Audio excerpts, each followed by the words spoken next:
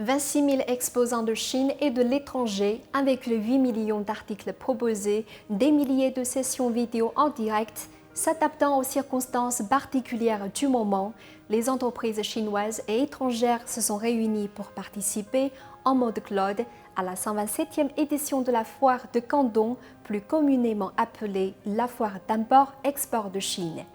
La pandémie de coronavirus a eu un lourd impact sur l'économie mondiale.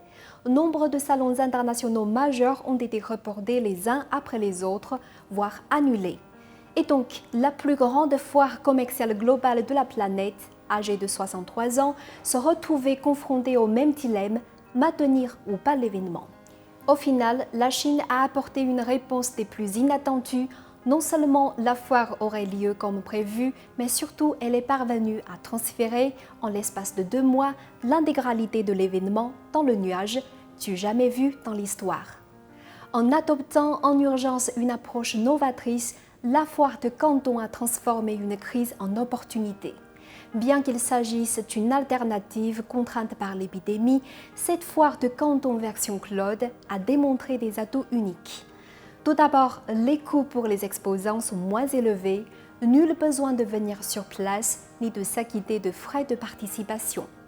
Ensuite, pas de risque épidémique. Une solution équilibrée est donc trouvée entre l'exigence de protection sanitaire et la tenue d'exposition d'envergure. Et si l'on compare avec un événement hors ligne, recourir au nuage permet de s'affranchir de la limite du nombre de visiteurs et d'espaces tout en diffusant le produit à un plus grand nombre de clients potentiels et d'encourager des opportunités nouvelles. Bien sûr, les limites de la foire de Canton en ligne sont aussi évidentes. La diffusion en direct a des exigences comme une nécessaire vitesse de réseau élevée, ainsi les zones aux infrastructures incomplètes seront pénalisées.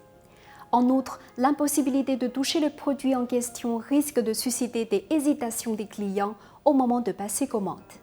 Conclure des transactions devient plus difficile qu'en face à face. Mais quoi qu'il en soit, à un moment si particulier, cette foire de Canton témoigne de la souplesse d'esprit et la capacité d'adaptation du peuple chinois, tout en exposant largement l'immense vitalité de sa marque. Lancée il y a 63 ans, la foire de Canton n'a jamais cessé d'innover.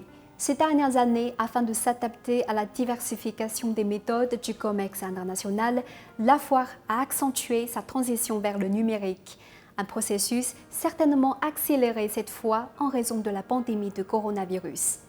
De cet événement organisé en pleine épidémie, la rapidité d'action et le rôle joué par la Chine afin de préserver le négoce international ont fait émerger un cadre nouveau afin d'insuffler un nouvel élan au commerce mondial.